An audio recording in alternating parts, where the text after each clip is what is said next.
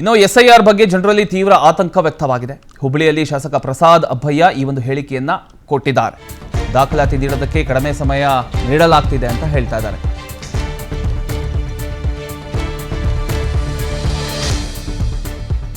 ಹುಬ್ಬಳ್ಳಿಯಲ್ಲಿ ಶಾಸಕ ಪ್ರಸಾದ್ ಅಬ್ಬಯ್ಯ ಅವರು ಹೇಳಿಕೆ ಕೊಟ್ಟರು. ಅವರ ಹೇಳಿಕೆ ಪ್ರಕಾರ ದಾಖಲಾತಿ ನೀಡೋದಕ್ಕೆ ಕಡಿಮೆ ಸಮಯ ನೀಡಲಾಗ್ತಾ ಇದೆ.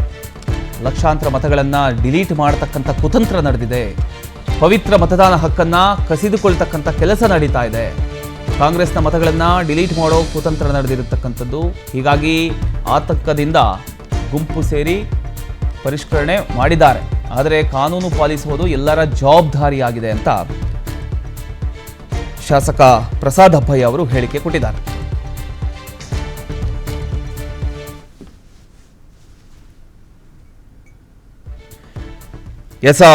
ವಿಶೇಷ ತೀವ್ರ ಮತದಾರರ ಪಟ್ಟಿ ಪರಿಷ್ಕರಣೆ ಅಂದರೆ SIR ಪ್ರಕ್ರಿಯೆ ರಾಜ್ಯ ರಾಜಕಾರಣದಲ್ಲಿ ತೀವ್ರ ಚರ್ಚೆಗೆ ಕಾರಣ ಆಗಿರತಕ್ಕಂಥ ಬೆನ್ನಲ್ಲೇ ಇದೀಗ ಹುಬ್ಬಳ್ಳಿಯಲ್ಲಿ ಕಾಂಗ್ರೆಸ್ ಶಾಸಕ ಪ್ರಸಾದ್ ಅಬ್ಬಯ್ಯ ಅವರು ಕೇಂದ್ರ ಚುನಾವಣಾ ಆಯೋಗದ ಕ್ರಮದ ವಿರುದ್ಧ ವಾಗ್ದಾಳಿಯನ್ನು ನಡೆಸಿದ್ದಾರೆ.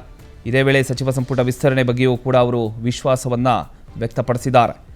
ಹುಬ್ಬಳ್ಳಿಯಲ್ಲಿ ಅವರು ಮಾತನಾಡಿದಂಥ ಸಂದರ್ಭದಲ್ಲಿ ದಾಖಲೆಗಳನ್ನು ಸಲ್ಲಿಸುವುದಕ್ಕೆ ಅತ್ಯಂತ ಕಡಿಮೆ ಸಮಯ ನೀಡಲಾಗ್ತಾ ಇದೆ. ಇದರಿಂದ ಲಕ್ಷಾಂತರ ಮತಗಳನ್ನು ಪಟ್ಟಿಯಿಂದ ಡಿಲೀಟ್ ಮಾಡತಕ್ಕಂಥ ಕುತಂತ್ರ ನಡೀತಾ ಇದೆ. ಜನರ ಪವಿತ್ರ ಮತದಾನ ಹಕ್ಕು